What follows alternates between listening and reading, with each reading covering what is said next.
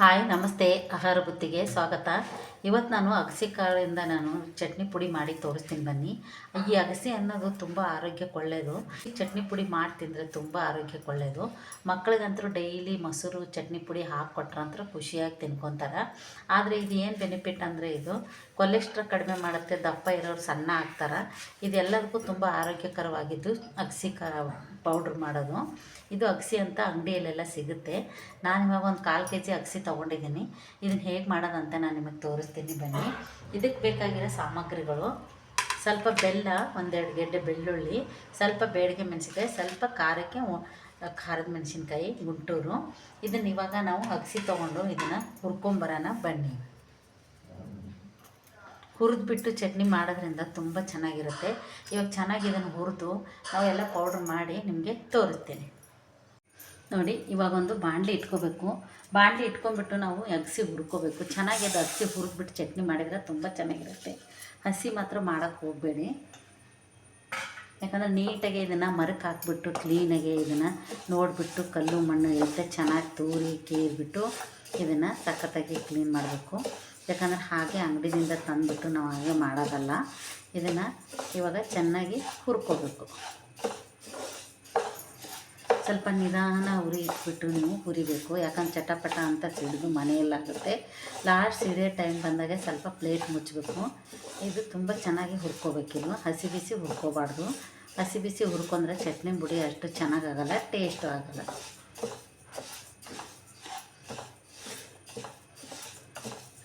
ನೋಡಿ ಎಷ್ಟು ಚೆನ್ನಾಗಿ ಹುರಿಯುತ್ತೆ ಅಂತ. ಅಗಸೆ ತಿನ್ನೋದ್ರಿಂದ ತುಂಬ ಒಳ್ಳೆಯದು, ಆರೋಗ್ಯಕ್ಕೂ ತುಂಬ ಒಳ್ಳೆಯದು. ಬೇಕಾದ್ರೆ ನೀವು ಹುರಿದ್ಬಿಟ್ಟು ಒಂದು ಬಾಕ್ಸಿಗೆ ಹಾಕ್ಕೊಂಬಿಟ್ಟು ಡೈಲಿ ಸ್ವಲ್ಪ ಬೆಳಗ್ಗೆ ಎದ್ದಾಗ 1 ಸ್ಪೂನಷ್ಟು ನೀವು ಡೈಲಿ ತಿನ್ಬೋದು.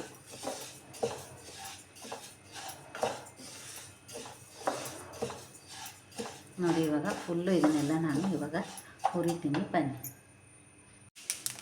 ನೋಡಿ ಇವಾಗ ಹುರಿತಾ ಐತಿ, ತುಂಬ ಚಟಪಟ ಅಂತ ಐತಿ. ಇವಾಗ ಇಷ್ಟು ಚೆನ್ನಾಗಿ ಇದನ್ನು ಹುರಿಬೇಕು.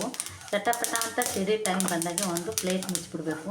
ಪ್ಲೇಟ್ ಮುಚ್ಚಿ ಒಂದು 2 ನಿಮಿಷ ನಾವು ಗ್ಯಾಸ್ ಸಣ್ಣ ಮಾಡ್ಕೋಬೇಕು. ಅಂದರೆ ಇದು ಚೆನ್ನಾಗಿ ಚಟಪಟ ಅಂದು ಸೌಂಡ್ ನಿಂತ್ಬಿಡುತ್ತೆ. ಆವಾಗ ಇದನ್ನು ನಾವು ಸ್ವಲ್ಪ ತಣ್ಣಗಾಕಿಬಿಟ್ಟು ಚಟ್ನಿ ಪುಡಿ ಮಾಡ್ಕೋಬೋದು. ನೋಡಿ ಎಷ್ಟು ಚೆನ್ನಾಗಿ ಹುರಿತಾ ಇದೆ ಅಂತ ನಿಮಗೆ ಗೊತ್ತಾಗುತ್ತೆ.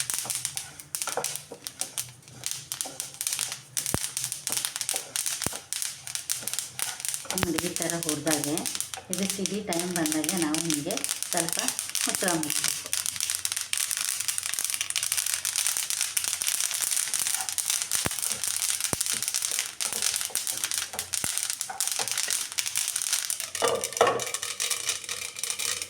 ಸ್ವಲ್ಪ ಗ್ಯಾಸ್ ಸಣ್ಣ ಮಾಡಿ ಇವಾಗ ಹುರಿದಿರೋದೆಲ್ಲ ಆಗಿದೆ. ನಾನು ಆಮೇಲೆ ಇದನ್ನು ಚಟ್ನಿ ಪುಡಿ ಮಾಡಿ ಇವಾಗ ತಣ್ಣಗಾಗಿದೆ. ಎಷ್ಟು ಚೆನ್ನಾಗಿ ಹುರಿದಿದ್ದೀನಿ ಅಂತ ನೋಡಿ. ಇವಾಗ ನಾವು ಒಂದು ಚಿಕ್ಕ ಜಾರ್ ತೊಗೋಬೇಕು. ಆ ಜಾರಲ್ಲಿ ಹಾಕಿಬಿಟ್ಟು ಸ್ವಲ್ಪ ಇದನ್ನು ಫಸ್ಟಿಗೆ 1 ರೌಂಡು ಪೌಡ್ರ್ ಮಾಡಬೇಕು. ಆಮೇಲೆ ನಾವು ಬೆಲ್ಲ, ಹುಣಸೆಹಣ್ಣು, ಮೆಣಸಿನ್ಕಾಯಿ, ಬೆಳ್ಳುಳ್ಳಿ ಎಲ್ಲ ಹಾಕಿ ಇನ್ನೊಂದು ರೌಂಡು ಹಾಕ್ಕೊಂಬರ್ಬೇಕು.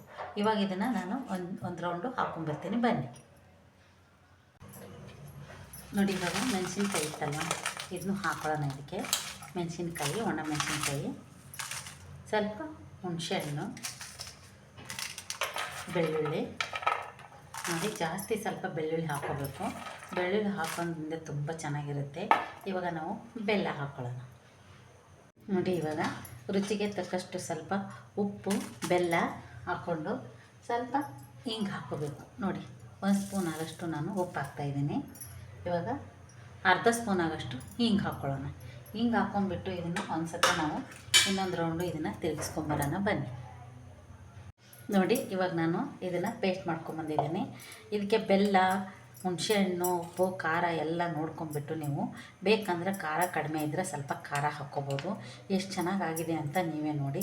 ಇದು ತುಂಬ ಟೇಸ್ಟ್ ಇರುತ್ತೆ. ಚಪಾತಿಗೆ, ಪೂರಿಗೆ, ದೋಸೆಗೆ, ಅನ್ನದ ಜೊತೆಗೆಲ್ಲ ಕಲಿಸ್ಕೊಂಡು ತಿನ್ಬೋದು. ಇವಾಗ ನಾನು ಸ್ವಲ್ಪ ಇನ್ನೂ ಸ್ವಲ್ಪ ಪೌಡ್ರ್ ತೆಗೆದಿದ್ನಲ್ಲ, ಅದನ್ನು ಒಂದು ಸತಿ ರೌಂಡ್ ಹಾಕ್ಕೊಂಬಂದು ನಾನೆಲ್ಲ ಮಿಕ್ಸ್ ಮಾಡಿ ನಿಮಗೆ ತೋರಿಸ್ತೀನಿ.